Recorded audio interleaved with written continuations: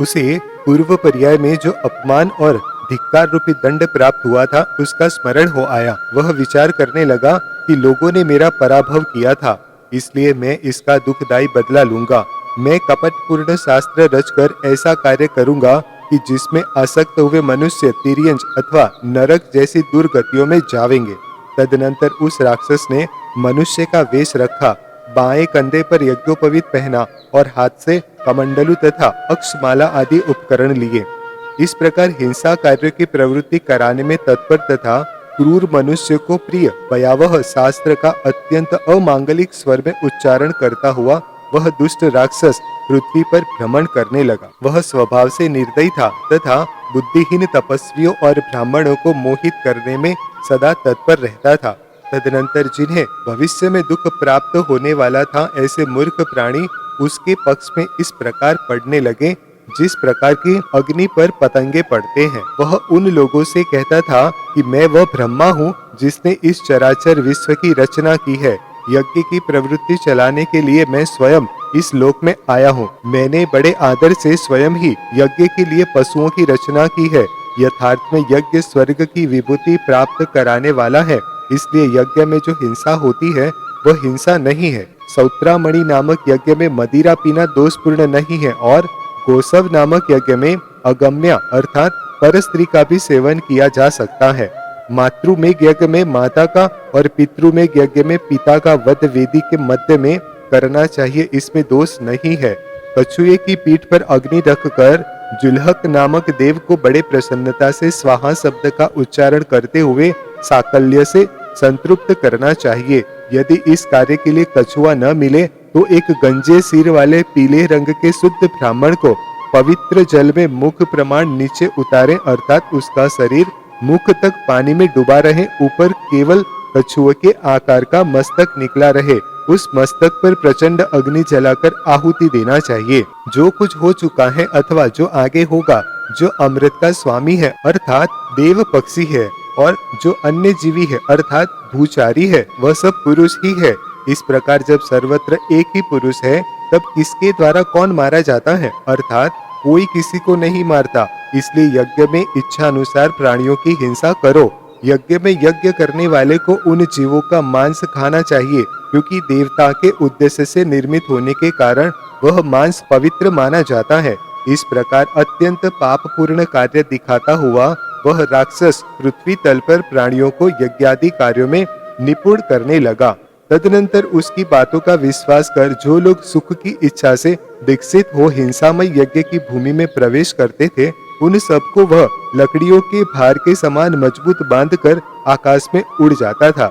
उस समय उनके शरीर भय से कांप उठते थे, उनकी आंखों की पुतलियां घूमने लगती थी। उन्हें वह उल्टा कर ऐसा झुकाता था कि उनकी जंघाएं पीठ तथा ग्रीवा पर और पैर के पंजे सिर पर आ लगते थे तथा पड़ती हुई खून की धाराओं से वे बहुत दुखी हो जाते थे। इस कार्य से वे सब बहुत भयंकर शब्द करते हुए चिल्लाते थे और कहते थे कि हे देव, तुम किस लिए रुष्ट हो गए हो जिससे हम सबको मारने के लिए उद्यत हुए हो। हे देव, तुम महाबलवान हो, प्रसन्न हो, हम सब निर्दोष हैं, अतः हम लोगों को छोड़ो। हम सब आपके समक्ष नत शरीर हैं और आप जो आज्ञा देंगे उस सब का पालन करेंगे। तदनंतर राक्षस उनसे कहता था कि जिस प्रकार तुम्हारे द्वारा मारे हुए पशु स्वर्ग जाते हैं, उसी प्रकार मेरे द्वारा मारे गए आप लोग भी स्वर्ग जावेंगे। ऐसा कहकर उसने कितने ही लोगों को, जहाँ मनुष्य का सद्भाव नहीं था, ऐसे दूसरे द्वीपों में डाल दिया। कितने ही लोगों को समुद्र में फेंक दिया, कितने ही लोगों को सिंह आदि दुष्ट जीवों के मध्य डाल दिया। और जिस प्रकार धोबी अनेक प्रकार के शब्द करता हुआ शिलातल पर वस्त्र पछाड़ता है, उसी तरह कितने ही लोगों को घुमा घुमा कर पर्वत की चोटी पर पछाड़ दिया। दुख से वे मरणासन्न अवस्था को प्राप्त हो गए थे। उन सब के चित्त भयभीत थे और अंत में माता पिता पुत्र और भाई आदि का स्मरण करते हुए मृत्यु को प्राप्त हो गए। जो मरने से बाकी बचे थे वे मिथ्या शास्त्र रूपी कन्या से मोहित थे, अतः उन्हें राक्षस के द्वारा दिखलाए हुए हिंसा यज्ञ की वृद्धि की। गौतम स्वामी राजा श्रेणिक से कहते हैं कि हे राजन, जो मनुष्य इस भयंकर हिंसा यज्ञ को नहीं करते वे महा दुख देने वाली दुर्गति में नहीं जाते हैं। हे श्रेणिक, मैंने यह तेरे लिए हिंसा यज्ञ की उत्पत्ति कही। रावण इसे पहले से ही जानता था, अतनांतर रावण स्वर्ग की तुलना करने वाले उस राजपुर नगर में पहुंचा, जहां मरुतवान नामक राजा नगर के बाहर यज्ञशाला में बैठा था। हिंसा धर्म में प्रवीण संवर्त नाम का प्रसिद्ध ब्राह्मण उस यज्ञ का प्रधान याजक था, जो राजा के लिए विधि पूर्वक सब उपदेश दे रहा था। पृथ्वी में जो ब्राह्मण थे वे सब इस यज्ञ में निमंत्रित किए गए थे, इसलिए लोभ के वशीभूत हो स्त्री पुत्रादि के साथ वहां आए थे। लाभ की आशा से जिनके मुख प्रसन्न थे तथा जो वेद का मंगल पाठ कर रहे थे, ऐसे बहुत सारे ब्राह्मणों से यज्ञ की समस्त भूमि आवृत होकर शोभ को प्राप्त हो रही थी। सैकड़ों दीनहीन पशु भी वहां पर लाकर बांधे गए थे। भय से उन पशुओं के पेट दुख की सांसें भर रहे थे। उसी समय अपनी इच्छा से आकाश में भ्रमण करते हुए नारद ने वहां एकत्रित लोगों का समूह देखा।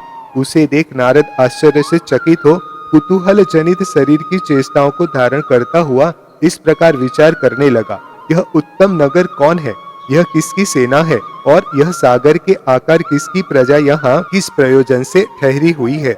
मैंने बहुत से नगर, बहुत से लोगों के समूह और बहुत सारी सेनाएं देखी है, पर कभी ऐसा जन समूह नहीं देखा। ऐसा विचार कर नारद कुतूहलवश आकाश से नीचे उतरा।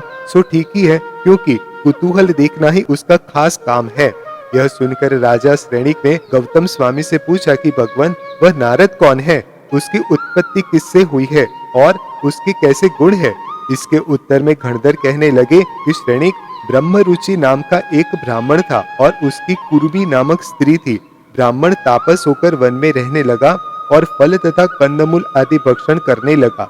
ब्राह्मणी भी इसके साथ रहती थी। सो ब्राह्मण ने इसमें गर्भ धारण किया। अथनांतर किसी दिन संयम के धारक निर्ग्रंथ मुनि कहीं जा रहे थे। सो मार्गवश उस स्थान पर आए और श्रम को दूर करने वाले उस आश्रम में थोड़ी देर के लिए विश्राम करने लगे। उसी आश्रम में उन मुनियों ने उस ब्राह्मण दंपति को देखा, जिनका की आकार तो उत्तम था पर कार्य निंदनीय था, जिसका शरीर पीला था, स्तन स्थूल थे जो दुर्लभ थी, गर्भ के भार से म्लान थी और सांसें भरती हुई सर्पिणी के समान जान पड़ती थी। ऐसी स्त्री को देखकर संसार के स्वभाव को जानने वाले उदार हृदय मुनियों के मन में दयावश उक्त दंपति को धर्मोपदेश देने का विचार उत्पन्न हुआ। उन मुनियों के बीच में जो बड़े मुनि थे, वे मधुर शब्दों में उपदेश देने लगे। उन्होंने कहा कि बड़े खेद की बात है, देखो ये प्राणी कर्मों के द्वारा कैसे नचाए जाते हैं। हे तापस, तूने संसार सागर से पार होने की आशा से धर्म समझ भाई बंधुओं का त्याग कर स्वयं अपने आप को इस वन के मध्य क्यों कष्ट में डाला है। अरे भले मानुष, तूने प्रवज्ञा धारण की है, पर तुझमें गृहस्थ से भेद क्या है। तूने जो चरित्र धारण किया था उसके तू प्रतिकूल चल रहा है। केवल वेश ही तेरा दूसरा है, पर चरित्र तो गृहस्थ जैसा ही है। जिस प्रकार मनुष्य वमन किए हुए अन्न को फिर नहीं खाते हैं, उसी प्रकार विज्ञ जन जिन विषयों का परित्याग कर चुकते हैं, फिर उनकी इच्छा नहीं करते। जो लिंगधारी साधु एक बार स्त्री का त्याग कर पुनः उसका सेवन करता है, वह पापी है और मरकर भयंकर अटवी में भेड़िया होता है। जो सब प्रकार के आरंभ में स्थित रहता हुआ अब्रह्म सेवन करता हुआ और नशा में निमग्न रहता हुआ भी मैं दीक्षित हूँ ऐसा अपने आप को जानता है, वह अत्यंत मोही है। जो ईर्षा और काम से जल रहा है, जिसकी दृष्टि दुष्ट है, जिसकी आत्मा दूषित है और जो आरंभ में वर्तमान है, अर्थात जो सब प्रकार के आरंभ करता है, उसकी प्रवज्ञा कैसी, तुम ही कहो। जो कुदृष्टि से गर्वित है, मिथ्या वेशधारी है और जिसका मन विषयों के अधीन है, फिर भी अपने आप को तपस्वी कहता है, वह झूठ बोलने वाला है। वह व्रती कैसे हो सकता है। जो सुख पूर्वक उठता बैठता और विहार करता है तथा जो सदा भोजन एवं वस्त्रों में बुद्धि लगाए रखता है, फिर भी अपने आप को सिद्ध मानता है, वह मूर्ख अपने आप को धोखा देता है। जिस प्रकार जलते हुए मकान से कोई किसी तरह बाहर निकले और फिर से अपने आप को किसी मकान में फेंक दे, तो वह मूर्ख ही समझा जाता है। अथवा जिस प्रकार कोई पक्षी छिद्र पाकर पिंजरे से बाहर निकल आवे और अज्ञान से प्रेरित हो पुनः उसी में लौट आवे, तो यह उसकी मूर्खता ही है। उसी प्रकार कोई मनुष्य दीक्षित होकर पुनः इंद्रियों की अधीनता को प्राप्त हो जावे, तो वह लोक में निंदित होता है और आत्म कल्याण को प्राप्त नहीं होता। जिनका चित्त एकाग्र है, ऐसे सर्व परिग्रह का त्याग करने वाले मुनि ही ध्यान करने योग्य तत्व का ध्यान कर सकते हैं। तुम्हारे जैसे आरंभी मनुष्य नहीं।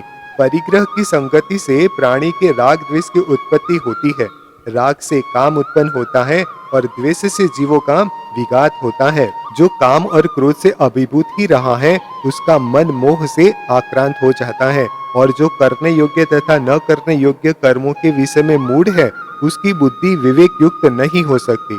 जो मनुष्य इच्छा अनुसार चाहे जो कार्य करता हुआ अशुभ कर्म का उपार्जन करता है, इस भयंकर संसार सागर में उसका भ्रमण कभी भी बंद नहीं होता। ये सब दोष संसर्ग से ही उत्पन्न होते हैं। ऐसा जानकर विद्वान लोग अपने आप के द्वारा अपने आप का नियंत्रण कर वैराग्य को धारण करते हैं।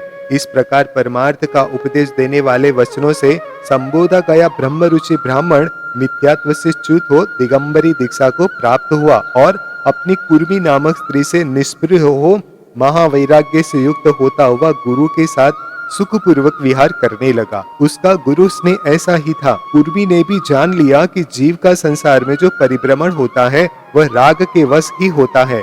ऐसा जानकर वह पाप कार्य से विरत हो शुद्धाचार में निमग्न हो गई। वह मिथ्या मार्गियों का संसर्ग छोड़कर सदा जिन भक्ति में ही तत्पर रहने लगी और पति से रहित होने पर भी निर्जन वन में सिंहनी के समान सुशोभित होने लगी। उस धैर्यशालिनी ने 10वें मास में शुभ पुत्र उत्पन्न किया। पुत्र को देखकर कर्मों की चेष्टा को जानने वाली कुर्मी ने विचार किया कि चूंकि महर्षियों ने इस संपर्क को अनर्थ का कारण कहा था, इसलिए मैं इस संपर्क अर्थात पुत्र की संगति को छोड़कर आत्मा का हित करती हूँ। इस शिशु ने भी अपने भवांतर में जो कर्म की विधि अर्जित की है, उसका यह अच्छा या बुरा फल भोगेगा। घनघोर अटवी, समुद्र अथवा शत्रुओं के पिंजरे में स्थित जंतु की अपने आप के द्वारा किए हुए कर्म ही रक्षा करते हैं, अन्य लोग नहीं।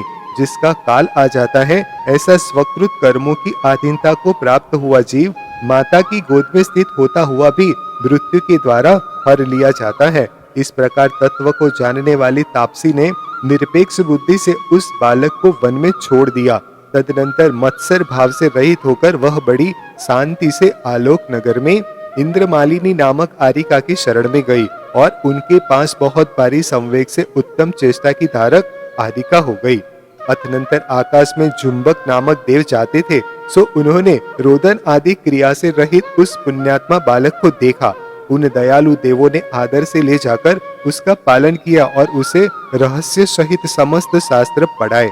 विद्वान होने पर उसने आकाशगामिनी विद्या प्राप्त की और परम यौवन प्राप्त कर अत्यंत दृढ़ अनुव्रत धारण किए। उसने चिन्हों से पहचानने वाली माता के दर्शन किए और उसकी प्रीति से अपने पिता निर्ग्रंथ गुरु के भी दर्शन कर सम्यक दर्शन धारण किया। शुल्लक का चरित्र प्राप्त कर वह जटारूपी मुकुट को धारण करता हुआ अवतार के समान हो गया था, अर्थात न गृहस्थ ही रहा और न मुनि ही, किंतु उन दोनों के मध्य का हो गया। वह कंदर, पदपुच्छ और मौखर्य से अधिक स्नेह रखता था।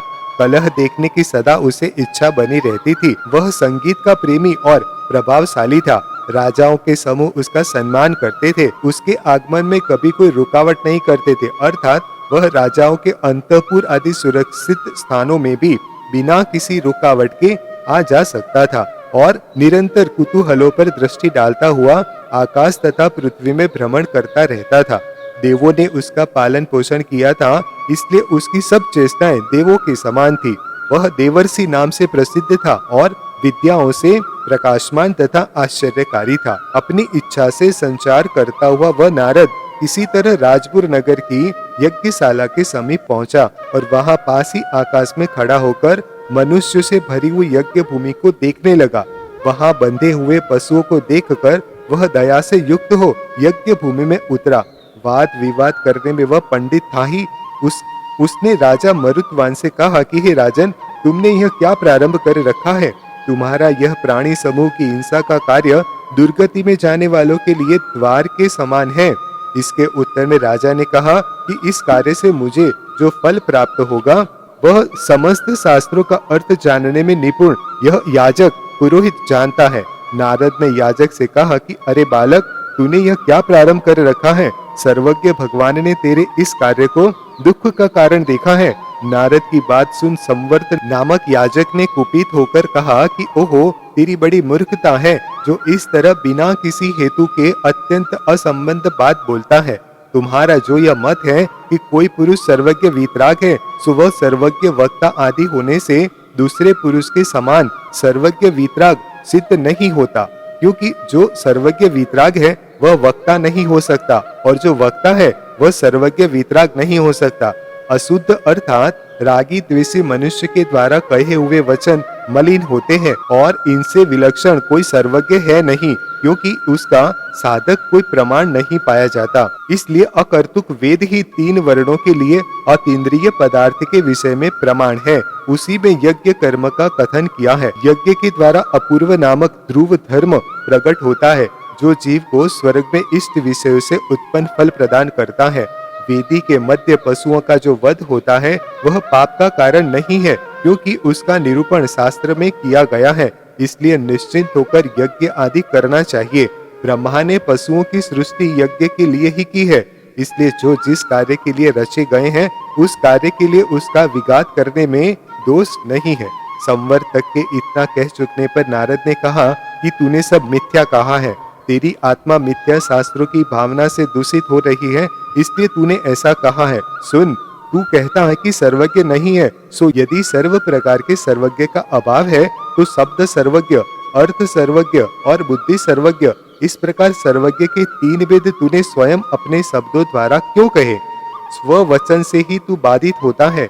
यदि तू कहता है कि शब्द सर्वज्ञ और बुद्धि सर्वज्ञ तो है, पर अर्थ सर्वज्ञ कोई नहीं है, तो यह कहना नहीं बनता, क्योंकि गौ आदि समस्त पदार्थों में शब्द, अर्थ और बुद्धि तीनों साथ ही साथ देखे जाते हैं। यदि पदार्थ का बिल्कुल अभाव है तो उसके बिना बुद्धि और शब्द कहाँ टिकेंगे, अर्थात किसके आश्रय से उस प्रकार की बुद्धि होगी और उस प्रकार शब्द बोला जाएगा और उस प्रकार का अर्थ बुद्धि और वचन के व्यतिक्रम को प्राप्त हो जाएगा। बुद्धि में जो सर्वज्ञ का व्यवहार होता है वह गौण है और गौण व्यवहार सदा मुख्य की अपेक्षा करके प्रवृत्त होता है। जिस प्रकार चैत्र के लिए सिंह कहना मुख्य सिंह की अपेक्षा रखता है, उसी प्रकार बुद्धि सर्वज्ञ वास्तविक सर्वज्ञ की अपेक्षा रखता है। इस प्रकार इस अनुमान से तुम्हारी सर्वज्ञ नहीं है, इस प्रतिज्ञा में विरोध आता है तथा हमारे मत में सर्वथा अभाव माना नहीं गया है। पृथ्वी में जिसकी महिमा व्याप्त है, ऐसा वह सर्वदर्शी सर्वज्ञ कहाँ रहता है? इस प्रश्न के उत्तर में कहा गया है कि दिव्य ब्रह्मपुर में आकाश के समान निर्मल आत्मा सुप्रतिष्ठित है। तुम्हारे इस आगम से भी प्रतिज्ञा वाक्य विरोध को प्राप्त होता है।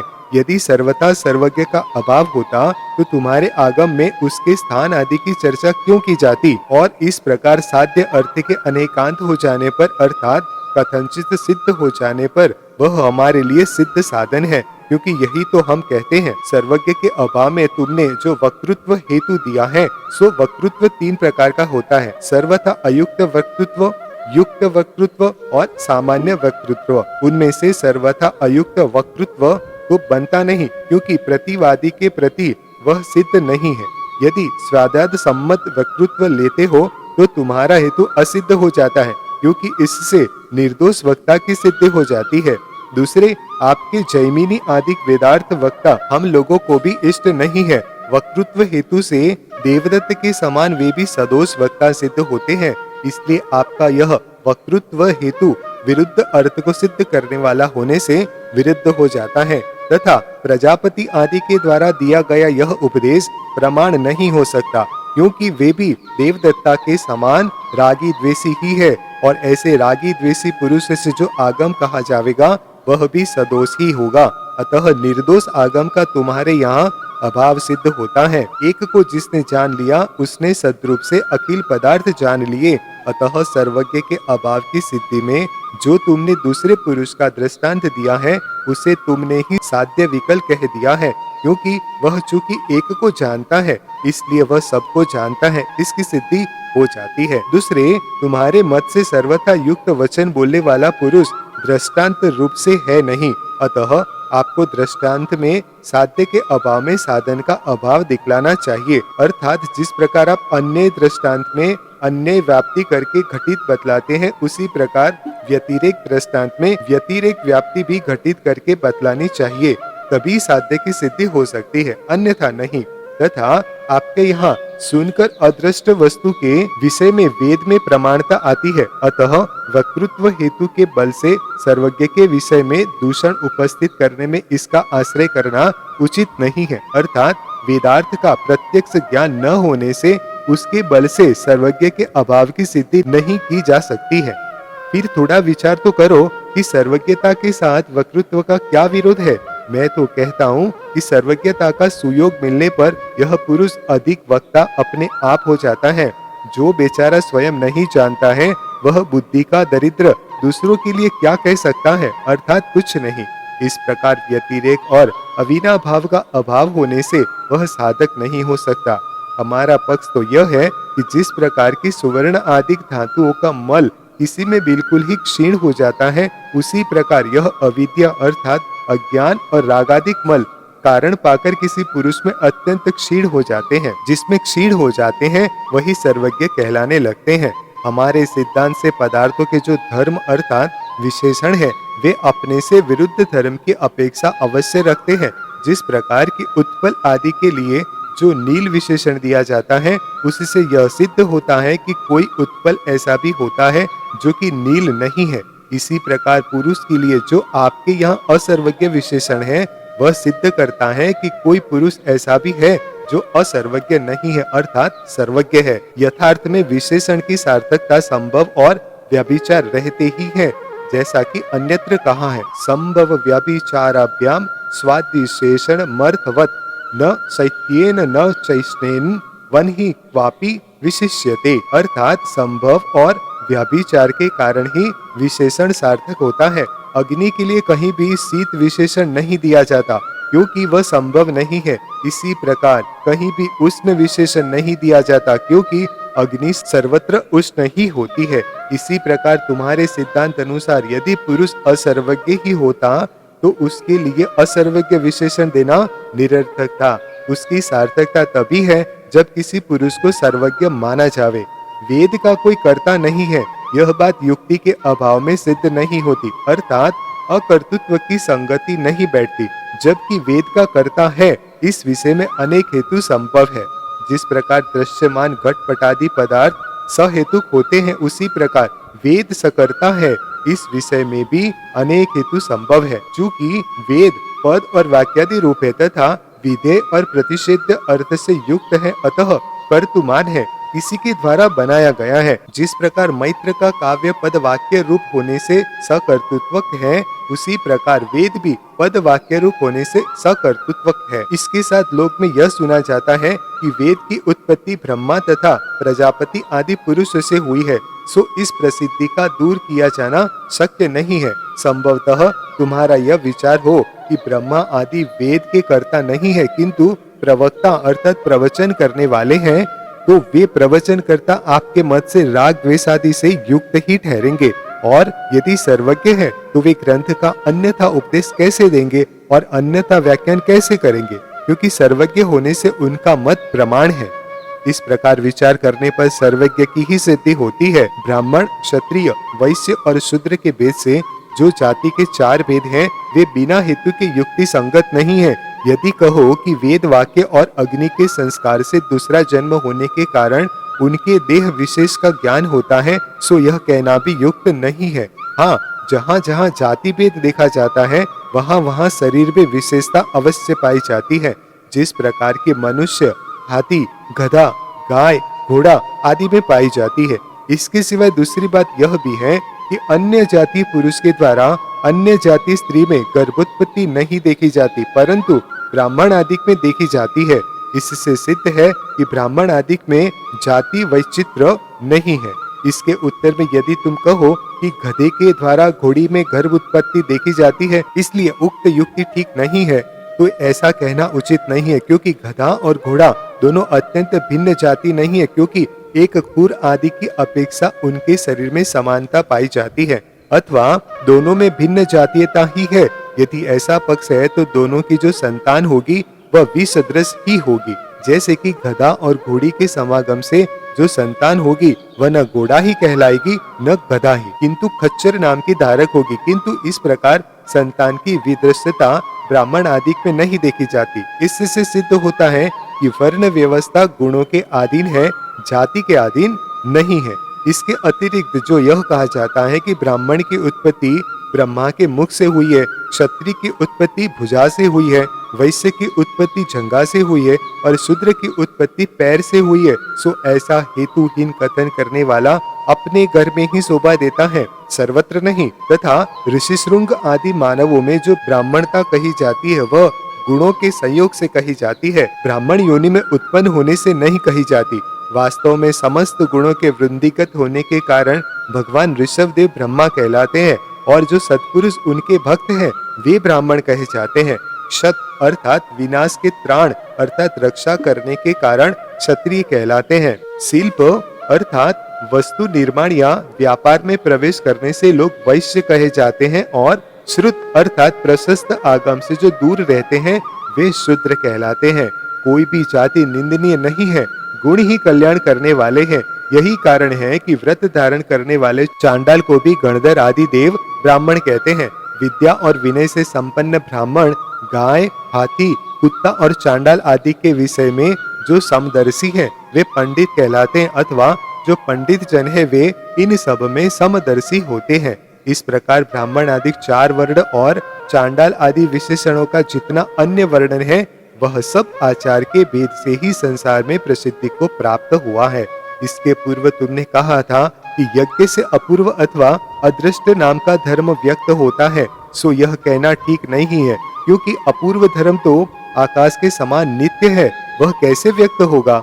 और यदि व्यक्त होता ही है तो फिर वह नित्य न रहकर घटादि के समान अनित्य होगा। जिस प्रकार दीपक के व्यक्त होने के बाद रूप का ज्ञान उसका फल देता है, उसी प्रकार स्वर्ग आदि की प्राप्ति रूपी फल भी अपूर्व धर्म के व्यक्त होने के बाद ही होना चाहिए, पर ऐसा नहीं है।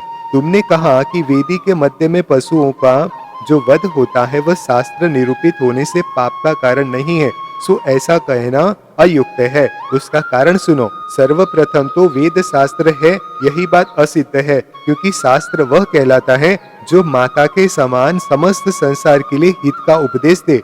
जो कार्य निर्दोष होता है उसमें प्रायश्चित का निरूपण करना उचित नहीं है, परंतु इस याज्ञिक हिंसा में प्रायश्चित कहा गया है, इसलिए वह सदोष है। उस प्रायश्चित का कुछ वर्णन यहाँ किया जाता है। जो सोम यज्ञ में सोम अर्थात चंद्रमा के प्रतीक रूप सोमलता से यज्ञ करता है, जिसका तात्पर्य होता है कि वह देवों के वीर सोम राजा का हनन करता है, उसके इस यज्ञ की दक्षिणा 112 गौ है। इन 112 दक्षिणाओं में से 100 दक्षिणाएं देवों के वीर सोम का शोधन करती है, 10 दक्षिणाएं प्राणों का तर्पण करती है, 11वीं दक्षिणा आत्मा के लिए है और जो 12वीं दक्षिणा है वह केवल दक्षिणा ही है। अन्य दक्षिणाओं का व्यापार तो दोषों के निवारण करने में होता है, तथा पशु यज्ञ में यदि पशु यज्ञ के समय शब्द करे या अपने अगले दोनों पैरों से छाती पीटे तो हे अनल, तुम मुझे इससे होने वाले समस्त दोष से मुक्त करो इत्यादि रूप से जो दोषों के बहुत से प्रायश्चित कहे गए हैं, उनके विषय में अन्य आगम से प्रकृति में विरोध दिखाई देता है। जिस प्रकार व्याग के द्वारा किया हुआ वध दुख का कारण होने से पाप बंध का निमित्त है, उसी प्रकार वेदी के बीच में पशु का जो वध होता है वह भी उसे दुख का कारण होने से पाप बंध का ही निमित्त है। ब्रह्मा के द्वारा लोक की सृष्टि हुई है, यह कहना भी सत्य नहीं है, क्योंकि विचार करने पर ऐसा कथन जीर्ण तृण के समान निस्सार जान पड़ता है। हम पूछते हैं कि जब ब्रह्मा कृतकृत्य है तो उसे सृष्टि की रचना करने से क्या प्रयोजन है? कहो कि क्रीड़ावश वह सृष्टि की रचना करता है तो फिर कृतकृत्य कहाँ रहा? जिस प्रकार क्रीड़ा का अभिलाषी बालक अकृत्य कृत्य है, उसी प्रकार क्रीड़ा का अभिलाषी ब्रह्मा भी अकृत्य कृत्य कहलाएगा। फिर ब्रह्मा अन्य पदार्थों के बिना स्वयं ही रति को क्यों नहीं प्राप्त हो जाता, जिससे सृष्टि निर्माण की कल्पना करनी पड़ी? इसके सिवाय एक प्रश्न यह भी उठता है कि जब ब्रह्मा सृष्टि की रचना करता है तो इसके सहायक करण, अधिकरण आदि कौन से पदार्थ हैं? फिर संसार में सब लोग एक सदृश नहीं है, कोई सुखी देखे जाते हैं, कोई दुखी देखे जाते हैं। इससे यह मानना पड़ेगा कि कोई लोग तो ब्रह्मा के उपकारी है और कोई अपकारी है। जो उपकारी है उन्हें यह सुखी करता है और कोई अपकारी है उन्हें यह दुखी करता है। इस सब विसंवाद से बचने के लिए यदि यह माना जाए कि ईश्वर कृत कृत्य नहीं है तो वह कर्मों के परतंत्र होने के कारण ईश्वर नहीं कहलाएगा, जिस प्रकार की आप कर्मों के परतंत्र होने के कारण ईश्वर नहीं है। जिस प्रकार रथ, मकान आदि पदार्थ विशिष्ट आकार से सहित होने के कारण किसी बुद्धिमान मनुष्य के प्रयत्न से निर्मित माने जाते हैं, उसी प्रकार कमल आदि पदार्थ भी विशिष्ट आकारों से युक्त होने के कारण किसी बुद्धिमान मनुष्य के प्रयत्न से रचित होना चाहिए। जिसकी बुद्धि से इन सब की रचना होती है वही ईश्वर है। इस अनुमान से सृष्टिकर्ता ईश्वर की सिद्धि होती है, सो यह कहना ठीक नहीं है, क्योंकि एकांतवादी का उक्त अनुमान समीचीनता को प्राप्त नहीं है। विचार करने पर जान पड़ता है कि रथ आदि जितने पदार्थ हैं वे सब एकांत से बुद्धिमान मनुष्य के प्रयत्न से ही उत्पन्न होते हैं। ऐसी बात नहीं है, क्योंकि रथ आदि वस्तुओं में जो लकड़ी आदि पदार्थ अवस्थित है वही रथ आदि रूप उत्पन्न होता है। जिस प्रकार रथ आदि के बनाने में बढ़ई आदि को क्लेश उठाना पड़ता है, उसी प्रकार ईश्वर को भी सृष्टि के बनाने में क्लेश उठाना पड़ता होगा। इस तरह उसके सुखी होने में बाधा प्रतीत होती है।